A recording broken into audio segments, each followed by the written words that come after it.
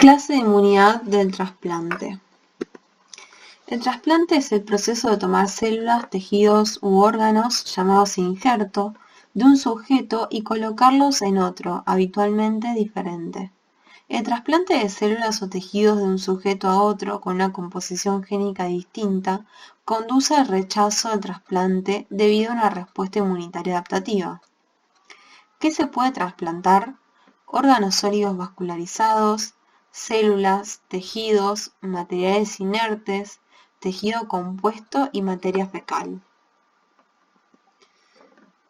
La ley actual, que es en base a la ley Justina dictada en el 2018, expresa de que quien no haya expresado la negativa de donar órganos se considera donante independientemente de la opinión de los familiares. La donación cruzada es válida para órganos sólidos como el riñón. Además, se puede decidir qué órganos donar y cuáles no. Si no se especifica, se dona todo lo posible tanto para personas como para investigación. ¿Quién no puede donar órganos y solamente médula ósea? Los menores de 18 años y los incapaces.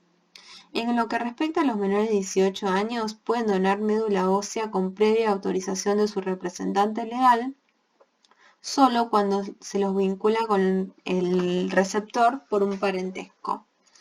Pueden donar médula ósea a un familiar hasta de cuarto grado o persona con quien mantiene una unión convivencial.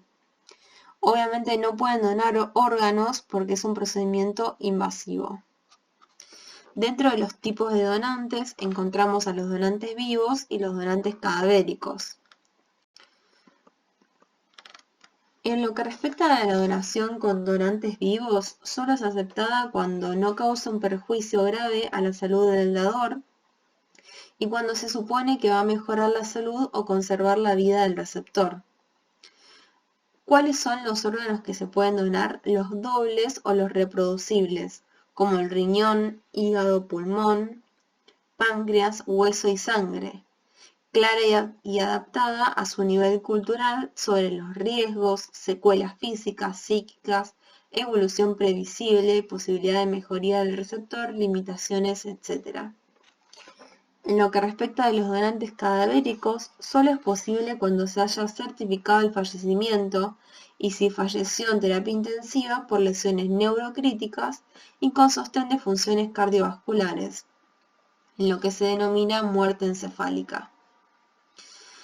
Existe una única lista de espera, gestionada y fiscalizada por el organismo INCUCAI, donde están todos los pacientes que requieren un trasplante. Todos los pacientes tienen acceso a la lista de espera, ya que todos los médicos deben denunciar si su paciente se beneficiaría de un trasplante. Luego, frente a un posible donante, se realiza un proceso de distribución de órganos con igualdad de oportunidades. Se consideran críticos los criterios médicos específicos como la compatibilidad antropométrica e inmunológica. Se priorizan los pacientes más graves y en el caso de los pacientes que requieren un trasplante de riñón, los más antiguos realizándose diálisis. Existen distintos tipos de trasplante. Tenemos un injerto autógeno, que es un injerto trasplantado a un sujeto a sí mismo, un injerto singénico, que básicamente es un injerto trasplantado entre dos sujetos con una composición genética idéntica. Esto se da en gemelos, o sea, en hermanos gemelos univitelinos. Un injerto halógeno, que es un injerto trasplantado entre dos sujetos de la misma especie, con una composición génica diferente. Y un injerto genógeno, que es un injerto trasplantado entre sujetos de diferentes especies. Los haloantígenos son moléculas que son reconocidas como extrañas en los haloinjertos. Generalmente son proteínas de histocompatibilidad codificadas por los genes polimórficos que difieren en los individuos. Tanto el complejo mayor de histocompatibilidad de tipo 1 y de tipo 2 lo van a conformar.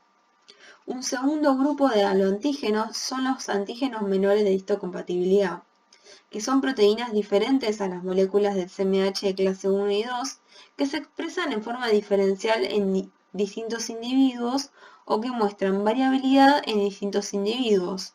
Por ejemplo, proteínas codificadas por el cromosoma Y del hombre pueden ser reconocidas como antígenos menores de histocompatibilidad por una mujer receptora o proteínas polimórficas diferentes a las proteínas codificadas por el CMH. Ahora, ¿por qué es tan frecuente la respuesta inmune aloreactiva que monta el receptor del trasplante? Tenemos que la frecuencia de linfocitos T capaces de reconocer a un antígeno en particular es 1 cada 105. Cada 10 a la 5 sería, perdón, está mal la diapositiva. En cambio, la frecuencia de linfocitos T capaces de reconocer un haloantígeno es 1 en 10 a la 2 o 1 en 10 a la 3. Con lo cual, la frecuencia de los linfocitos T, de un linfocito T capaz de reconocer un haloantígeno es mucho más, obviamente, superior que con respecto a un antígeno convencional. Obviamente esto involucra tanto los linfocitos T naive como los de memoria. La razón de esto es básicamente que estos linfocitos T, capaces de reconocer un haloantígeno, no realizan la ontogenia correctamente en el dador, digamos, ya que no hay selección negativa para los haloantígenos.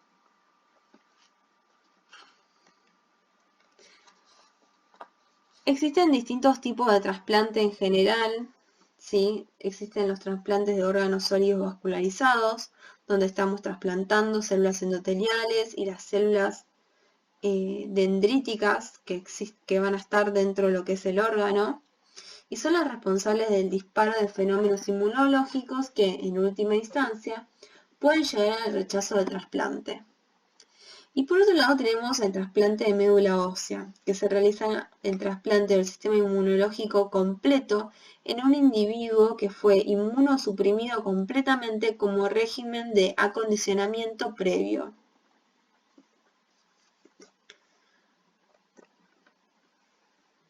En lo que respecta al trasplante de órganos sólidos vascularizados, el factor responsable del rechazo se centra en la compatibilidad de las moléculas del complejo mayor de histocompatibilidad. Cuanto mayor es la discrepancia, o sea, mismatch, en el número de alelos del CMH entre el donante y el receptor, menor es la chance de sobrevida del trasplante. Existen 3 patrones y mecanismos de rechazo del haloinjerto, que básicamente su división principal es de acuerdo a la aparición posterior al trasplante, ¿sí? Entonces tenemos un rechazo hiperagudo, un rechazo agudo y un rechazo crónico. En lo que el rechazo hiperagudo se va a dar dentro de lo que es la primera semana, el rechazo agudo sea entre la primera semana hasta los 3 meses y el rechazo crónico se da luego de los 3 meses. Comencemos entonces a desarrollar lo que es el rechazo hiperagudo. Está mediado siempre por anticuerpos preformados presentes en el receptor de trasplante y que están dirigidos contra los antígenos del grupo sanguíneo ABO o contra moléculas del CMH alogénicas del donante. Se produce cuando el cirujano realiza la anastomosis del órgano y alcanza la reperfusión del órgano dentro del receptor.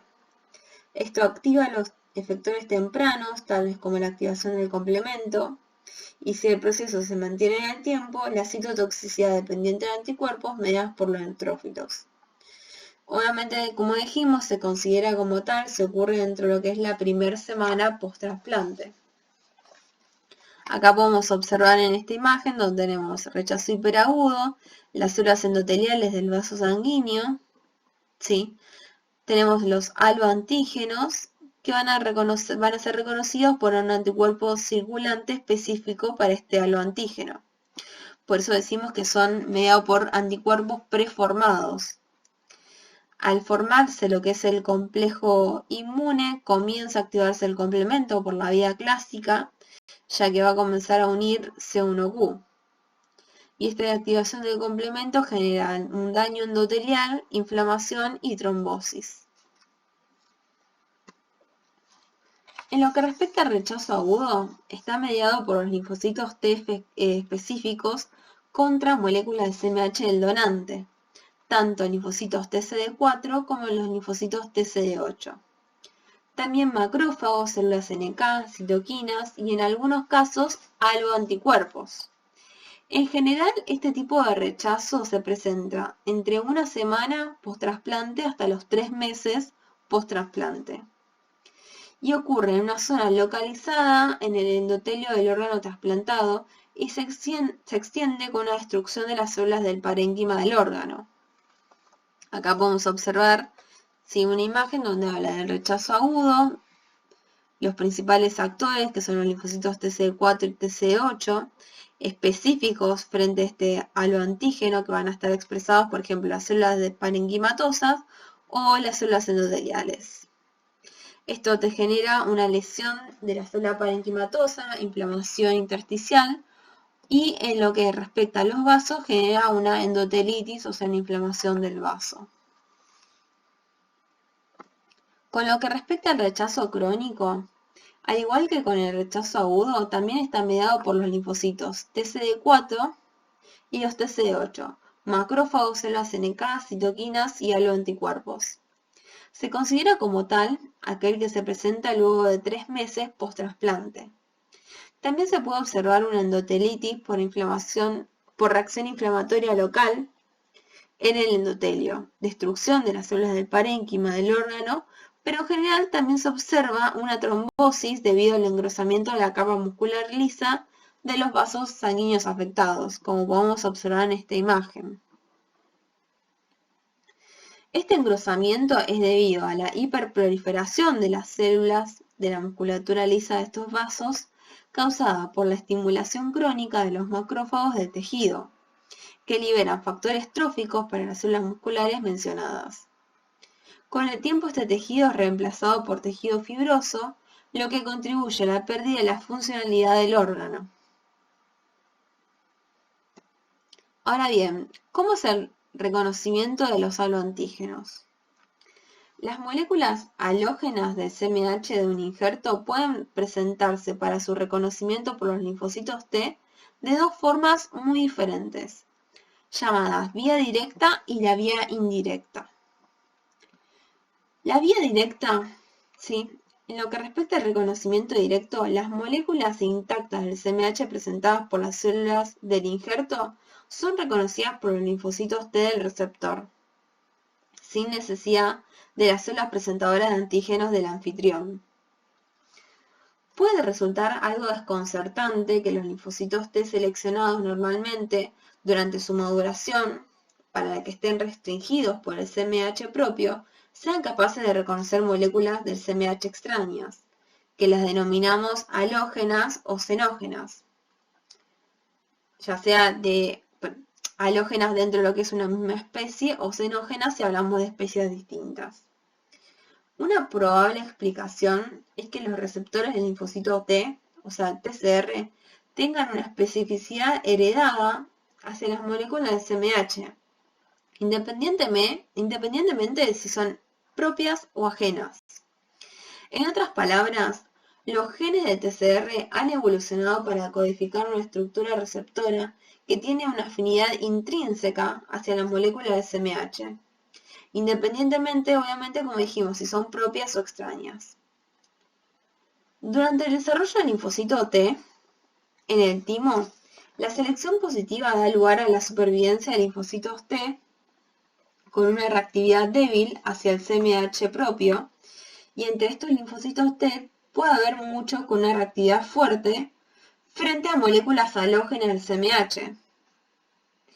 Aunque la selección negativa en el timo elimina eficientemente los linfocitos T con alta afinidad hacia el CMH propio, no va a eliminar necesariamente los linfocitos que se unen con fuerza a moléculas halógenas del CMH, o sea, moléculas que son ajenas al propio cuerpo, moléculas complejos mayor histocompatibilidad que no son sintetizadas por las células del mismo cuerpo.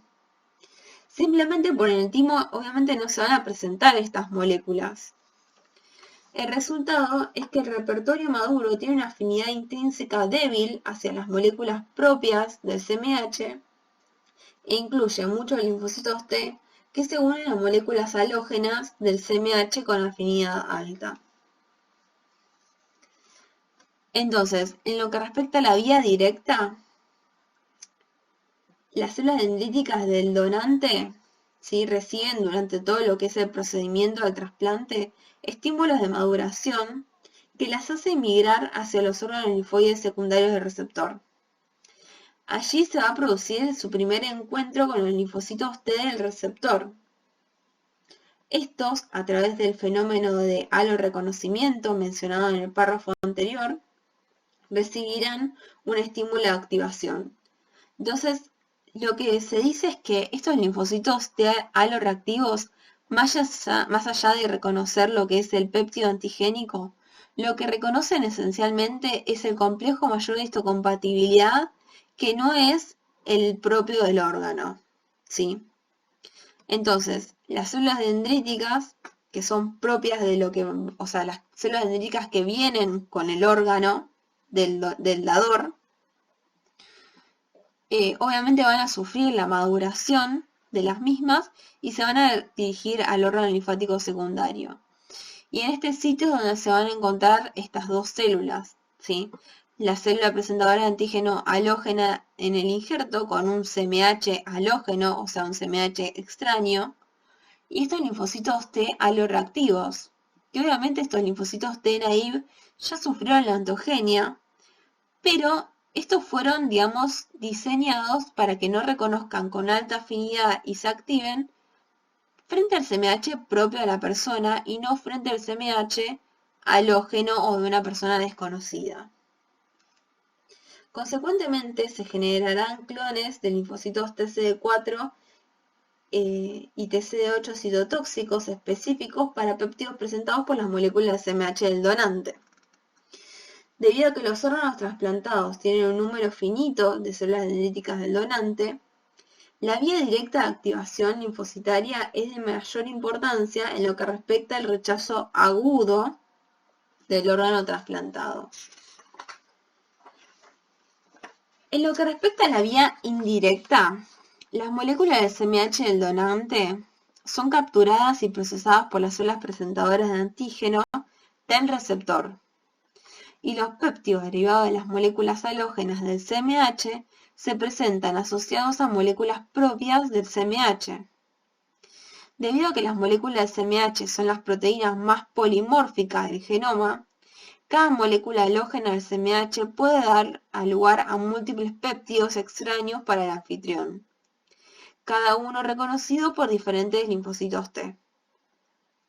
La presentación indirecta puede dar lugar al halo-reconocimiento por parte de los linfocitos TCD4, porque las células presentadoras de antígeno del anfitrión adquieren, sobre todo, el haloantígeno a través de la vía vesicular endosómica, o sea, la vía extrínseca. Con lo cual decimos que es consecuencia de una fagocitosis, y lo presentan, por lo tanto, a las moléculas del complejo mayor de histocompatibilidad de tipo 2. Algunos antígenos de las células del injerto fagocitado parecen entrar en la vía de presentación de la clase 1, ¿sí?, del complejo mayor de histocompatibilidad, y son reconocidos indirectamente por los linfocitos TCD8. Este fenómeno es un ejemplo de la presentación cruzada que hablábamos en las primeras clases. Debido a que se requiere un cierto tiempo para que los órganos trasplantados sean repoblados con un número suficiente de células presentadoras de antígeno dendríticas del receptor, como para permitir que esta reacción se desarrolle, la vía indirecta de activación linfocitaria es de mayor importancia en el rechazo crónico del órgano trasplantado. Vale la pena mencionar que la vía indirecta es la activación T normal frente a cualquier antígeno extraño, mientras que la vía directa es un proceso que solo se da en trasplantes, pero no en la respuesta inmune contra agentes infecciosos.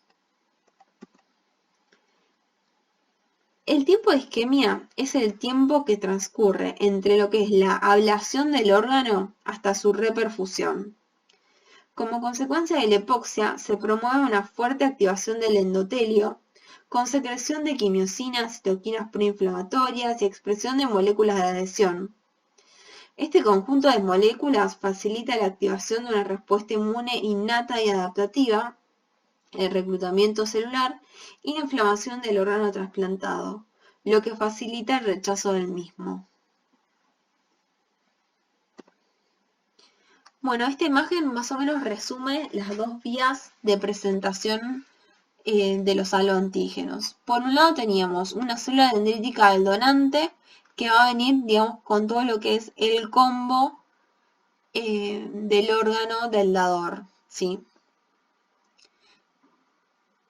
Viaja gracias a los estímulos producto de la hipoxia, obviamente el tiempo de isquemia, va a viajar hacia lo que es la vía aferente linfática, hacia el encuentro en los órganos linfáticos secundarios con los linfocitos T. Esto sería la correlación con lo que es el rechazo agudo. En lo que respecta al rechazo crónico, ¿sí? Este nuevo órgano va a estar repoblado por células dendríticas del receptor, ¿sí? Y a su vez estas células dendríticas también van a viajar por vía aferente linfática, se van a encontrar con los linfocitos T aloreactivos, y luego de su activación van a viajar por el vaso linfático aferente hacia sangre periférica, donde van a volver obviamente a lo que es el órgano trasplantado y van a ejercer su acción, ya sea directamente con la muerte de la célula diana, con la secreción de citoquinas, etc.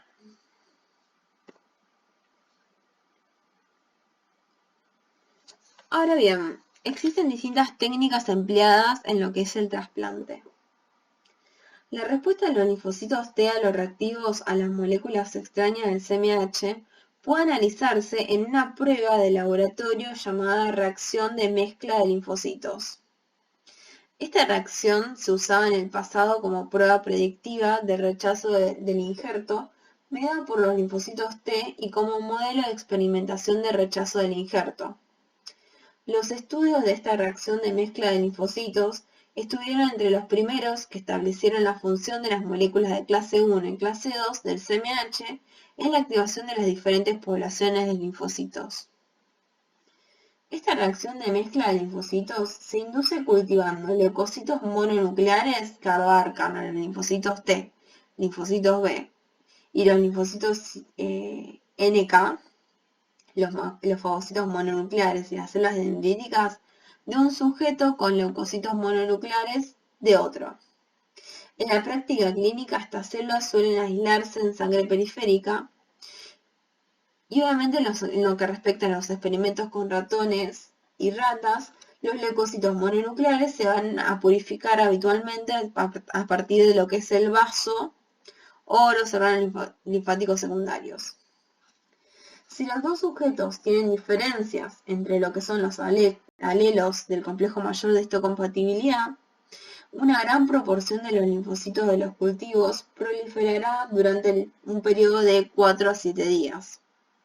¿Por qué? Porque existió un aloreconocimiento. Esta respuesta proliferativa se llama reacción de mezcla de linfocitos halógena. Si se mezclaban las células de dos sujetos con CMH distintos, cada una puede reaccionar con las de otro y proliferar ambas, lo que da una reacción de mezcla de linfocitos de dos sentidos. Actualmente se utilizan otras técnicas que se denominan crossmatch. ¿Sí?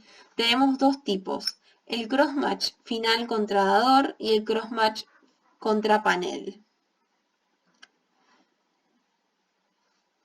El crossmatch final contra dador se realiza para identificar anticuerpos en el sujeto del paciente en lista de espera, contra los antígenos del CMH más frecuentes en lo que es la población en general. Se eligen al azar 50 individuos, se aíslan sus linfocitos y se enfrentan al suero del receptor. Basado en este ensayo se clasifican los receptores con un índice. Cuanto más elevado es el índice, mayor número de antígenos del CMH es reconocido. Y por último tenemos el crossmatch contra panel. Se analiza en un suero histórico del paciente, ¿sí?, del que haya dado este índice de reactividad más alto, con un suero actual de los últimos 3 meses y el suero pretrasplante, o sea, el del día previo al trasplante. Estas 3 muestras son testeadas contra los linfocitos del donante con un objeto de determinar la existencia de alorreactividad. Si se detecta alorreactividad, el trasplante no se realiza.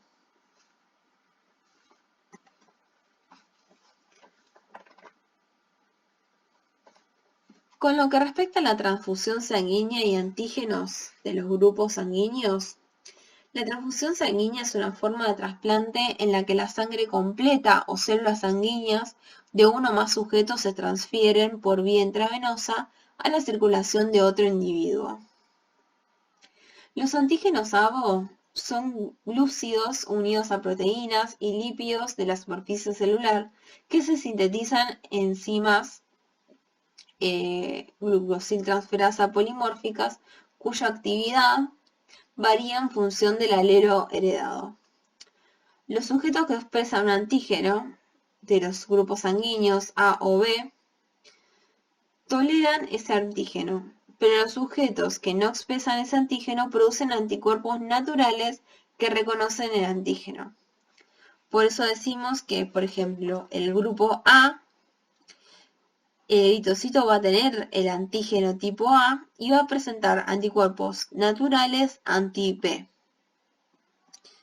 El grupo B tiene un eritrocito de tipo B, o sea, va a tener el antígeno B presente en su superficie y va a generar anticuerpos naturales anti-A. El grupo AB, ¿sí?, presenta los antígenos A y los antígenos B, con lo cual no va a tener anticuerpos presentes. Y puede recibir entonces sangre del grupo A y grupo B, porque no tiene los anticuerpos. En cambio, el grupo 0 es el dador universal. ¿Por qué? Porque tiene tipos de eritrocito tipo 0, o sea, no expresa ni A ni B, pero tiene anticuerpos presentes, anti-A y anti-B.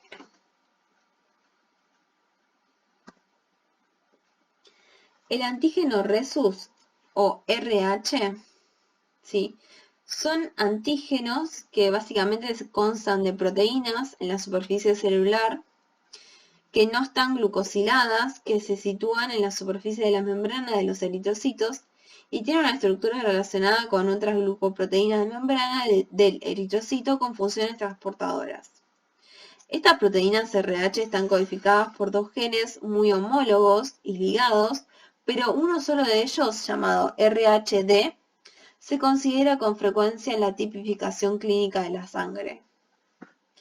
Esto se debe que hasta el 15% de la población tiene una eliminación u otra alteración de este alelo RHD. Estas personas, llamadas RH negativas, no toleran el antígeno D y producirán anticuerpos frente al antígeno si se expone a células sanguíneas RH positivas. El principal significado clínico de los anticuerpos anti-RH o anti-D se relaciona con las reacciones hemolíticas asociadas al embarazo, que son similares a las reacciones transfusionales. Obviamente nos referimos a la eritroblastosis fetal. Ahora pasemos a hablar un poco sobre el trasplante de progenitores hematopoyéticos, o sea, médula ósea.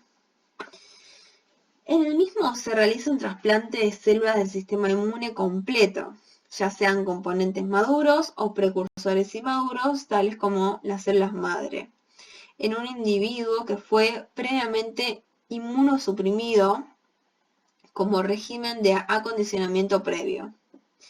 En la actualidad, el trasplante de médula ósea se aplica en diferentes patologías con diferentes objetivos.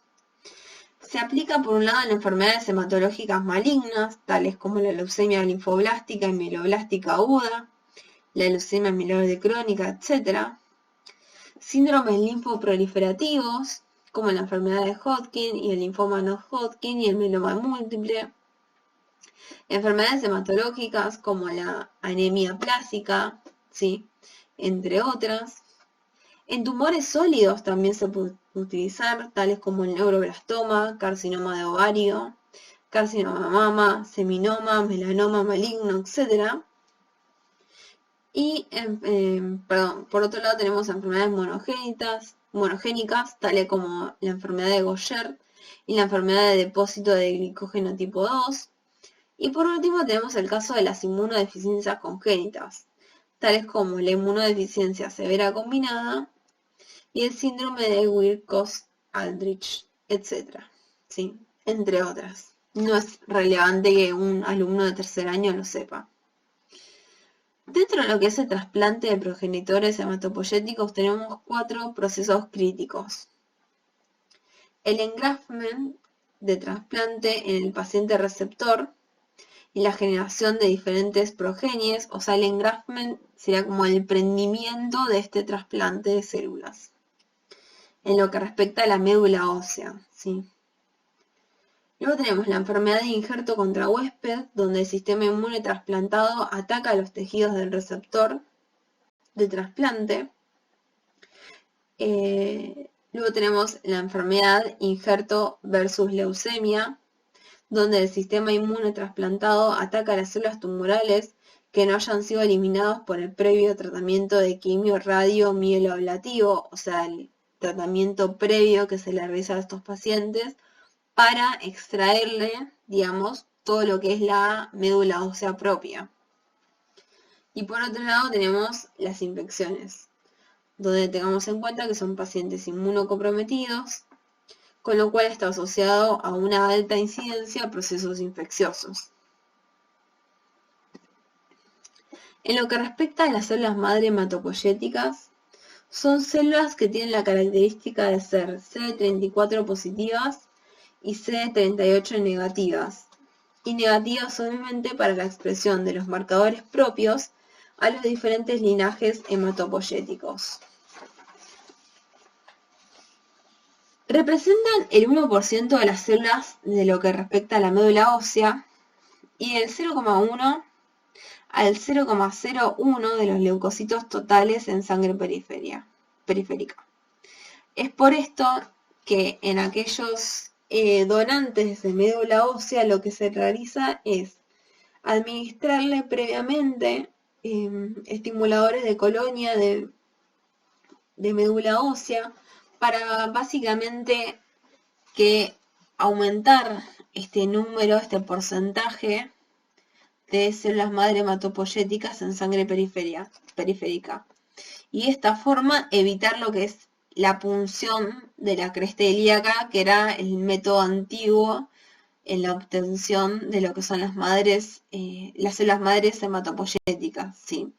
Actualmente se realizan a través de una extracción de sangre, al igual que es la donación de sangre periférica, donde encontramos un porcentaje mayor de estas células madres hematopoyéticas producto de una estimulación con distintos fármacos, ¿sí?, que aumentan, como dijimos, este porcentaje. Al ser transferidas por vía parenteral, se asientan en la médula ósea, ¿sí?, estas células madres hematopoyéticas. En pacientes sometidos a quimioterapia y radioterapia mieloablativa, se ha demostrado que la administración de células madre hematopoyéticas produce la regeneración del sistema hematopoyético completo, que incluye los glóbulos rojos, plaquetas, leucocitos, macrófagos alveolares, las células de Kupffer en el hígado, células de la microglía a nivel del sistema nervioso central, osteoclastos a nivel del hueso y las células de Langerhans a nivel de la piel.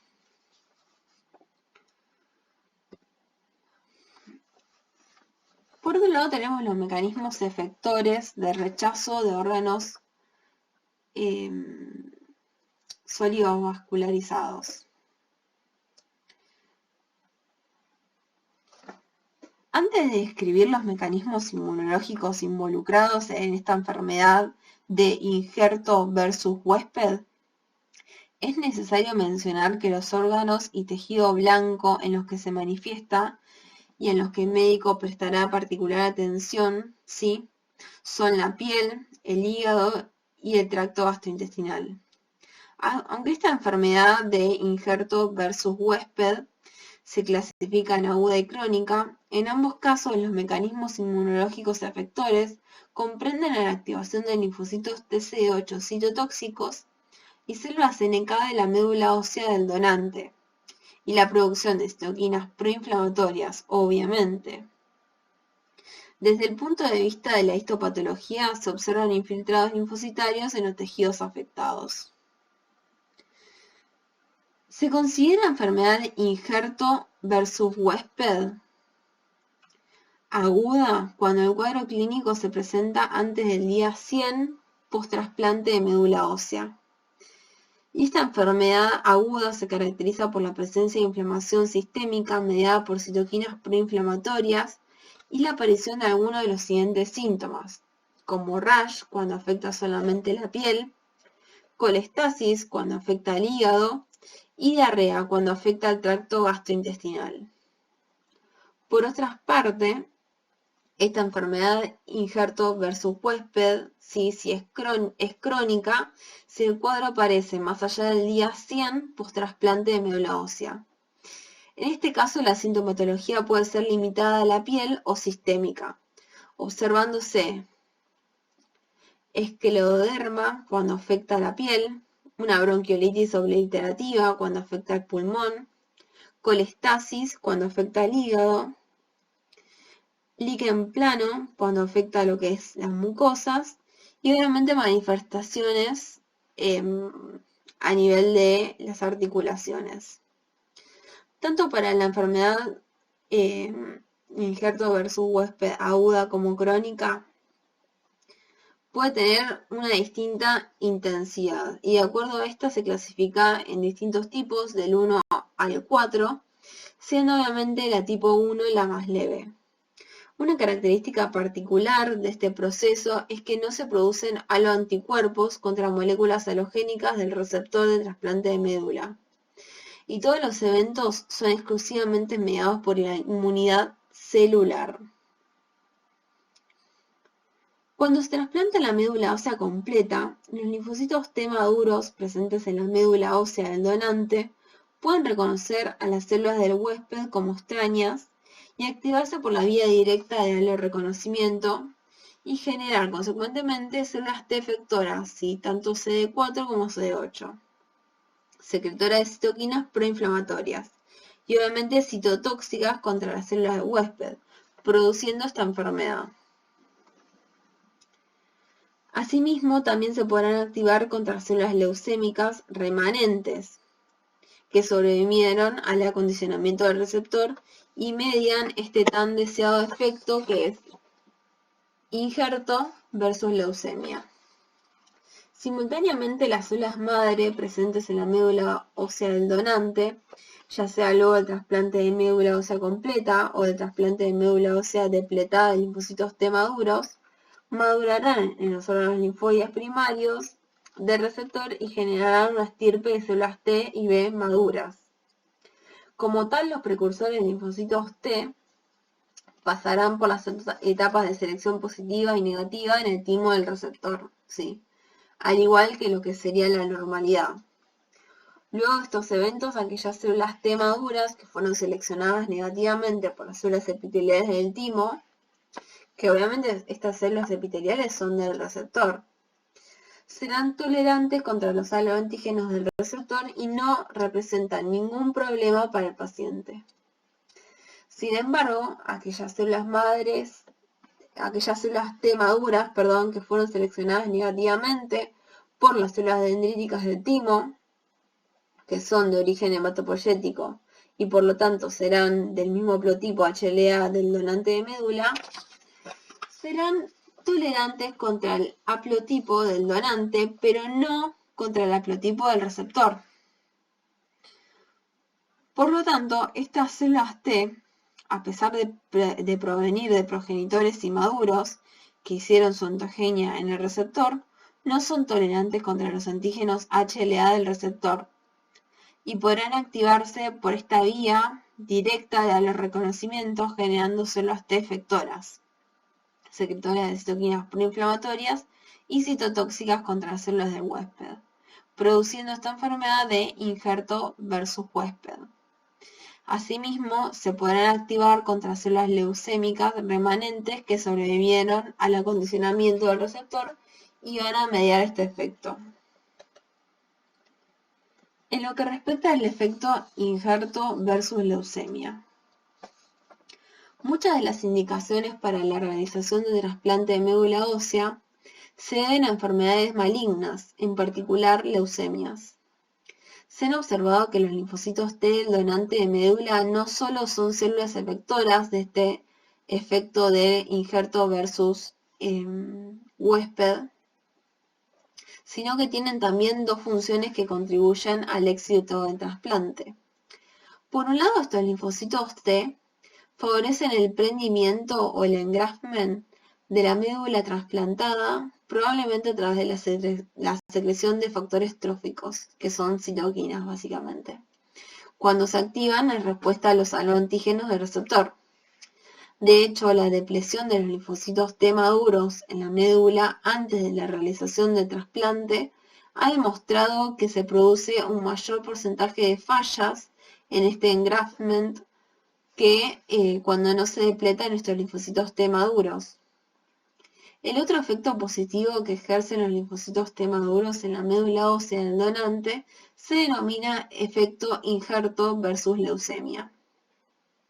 Este efecto consiste en que los linfocitos T maduros presentes en la médula ósea trasplantada en muchos casos se activan contra las células leucémicas remanentes del receptor.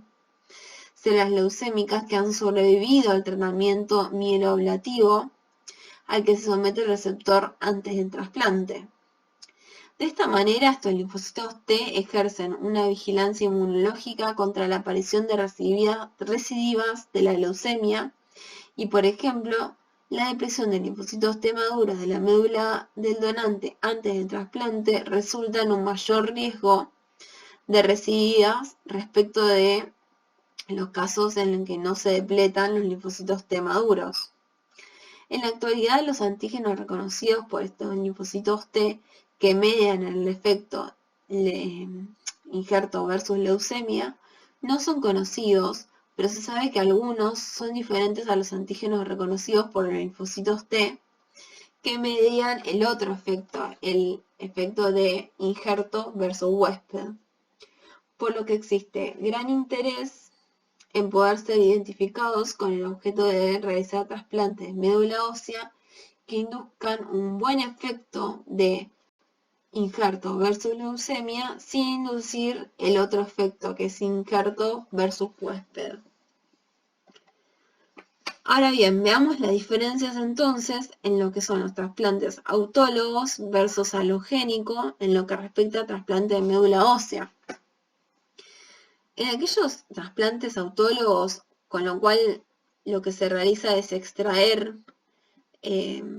obviamente, estas células madre del mismo paciente, ¿sí?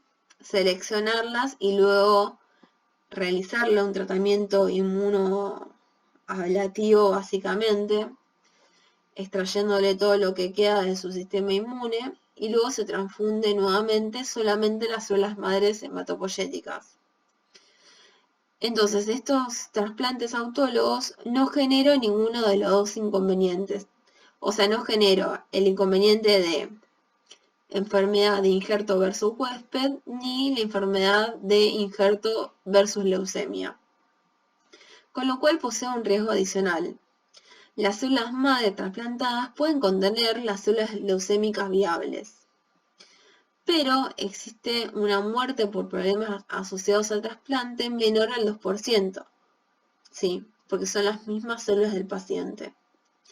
En cambio, los trasplantes alogeneicos poseen el riesgo de esta enfermedad versus enfermedad de injerto versus huésped, pero genera el efecto beneficioso de enfermedad versus leucemia, injerto versus leucemia. Pero obviamente va a estar asociado con una alta mortalidad asociada al trasplante.